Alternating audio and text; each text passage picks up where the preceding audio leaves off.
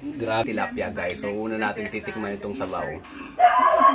So magandang hapon. So tayo magluluto ulit ng pinasarap na tilapia. So preparatuhin muna natin at i-ready natin muna yung ating mga panangkap. Kukuha tayo ng malunggay dito sa ating bakuran guys. So ilagay muna natin dito. Guys, kukuha tayo ng malunggay dito. So dito napaka-fresh. Yan. Yan guys. So panlagay natin sa yan. Then, kukuha tayo ng tanglad.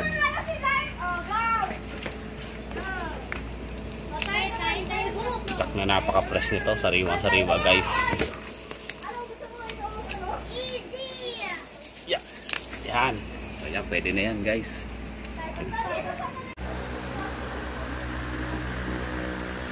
Yan guys. So, ito. Niready na nga natin yung ating mga panangkap. Gaya na itong ating tanglad kanina na kinuha. At itong bawang, sibuyas at puting tanglad at itong talong, kamatis at syempre yung sariwang malunggay at walang iba kundi ang ating lulutuing tilapia guys. Yan, nagpakulo lang tayo ng tubig guys. So yan, kumulo na.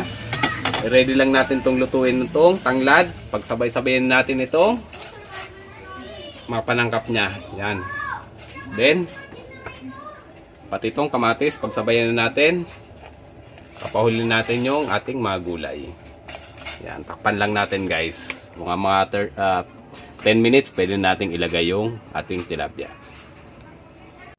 So yan guys, so after 10 minutes, so luto na yung ating mga panangkap guys. Tip natin.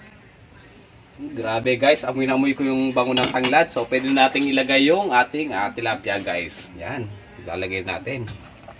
Wow, grabe talaga sarap ng sabaw nito guys. Ping, ping, ping, ping. Yan. Then, lagyan lang natin ng konting asin kasi may asin na yung ating pinirito. Yan. Then, lagyan natin ng konting pampalasa. Then, halu-haluin lang natin ng konti. Then, takpan lang natin guys. Antayin natin mga 2 minutes. Yan. Yan guys, so after 3 minutes, so pwede na itong ilagay ang ating gulay guys. So unahin natin itong siling haba. Yan, anuhin lang natin ng konti. Then sabay na natin itong talong. Distribute lang natin. Then halu-haluin lang na konti. So yan guys, so ito, panghulin natin itong malunggay guys. Kasi mabilis lang naman siyang maluto. Yan, distribute lang natin. Pagkalagay natin dyan, lagyan natin ng sabaw. So yan guys, so lagyan lang natin ng konting sabaw para maluto ng maayos yung ating malunggay. Pantay-pantay yung pagkakaluto. Pag 1 minute, okay na yan. So yan guys, so luto na yung ating tilapia na napakasarap ng sabaw nito. Na sobrang dami ng gulay guys. Pwede nating patayin at ready to serve na guys. Let's eat! Grabe. Talang nakikita nyo yan, no? Napakasarap.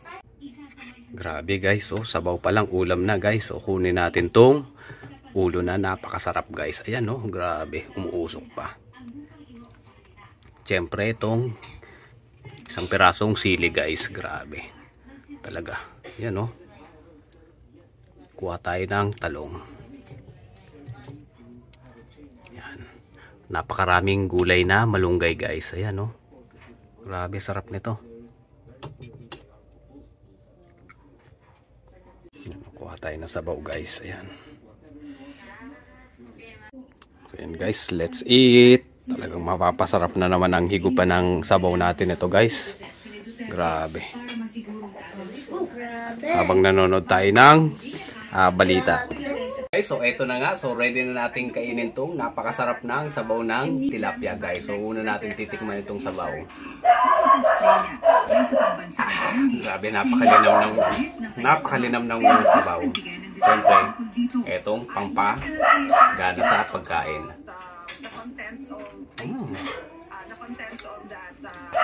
Sarap pala pag may konting anghang.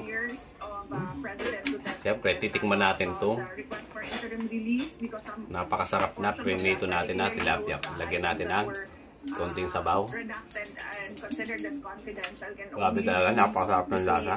those who have a privilege, lawyer-client At syempre, yung kanin, hindi mawawala sa atin yan. Napakaraming gulay. Bukas, nakatakda naman Yan lang siya muna guys, pumunta sa napakasarap ng Pagtitipon pagkain. sa Pampanga. Para